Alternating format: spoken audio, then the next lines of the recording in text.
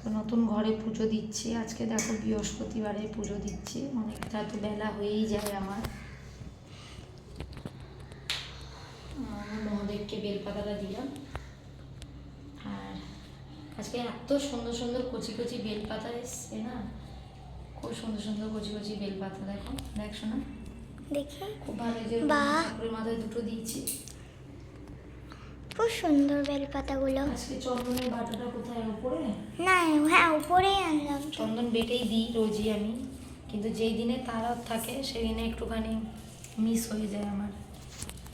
Miss করতে ভালো লাগে না, কারণ সপ্তাহে একদিনই ঠাকুরকে একটু ভালো করে দিই। প্রত্যেক দিন এখনো আমি আর দিতে পারি না।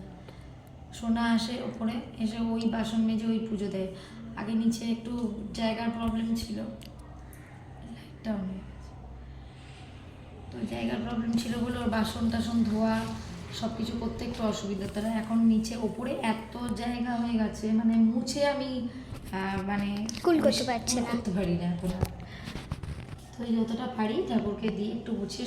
সারা ঘর তো মোছা সম্ভব নয় আমার পক্ষে, সেই জন্য যতটুকুনি আমার পক্ষে সম্ভব সেইটুকুনি আমি দিই ঠাকুরকে।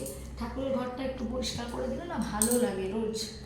কিন্তু আমি রোজ তো ওপরে রান্না করে ছেলেকে দেখে আর সময় হয় না যে আমি ওপরে উঠবো। তো তার জন্য যেটুকুনি পারি সেইটুকুনি।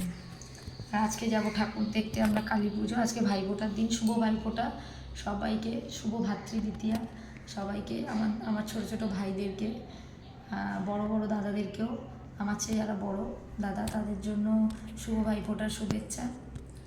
ছোটো ছোটো ভাইদেরও অনেক অনেক শুভেচ্ছা, অনেক ভালোবাসা। সবাই খুব ভালো থেকো আর খুব ভালো কাটাও সারাটা দিন।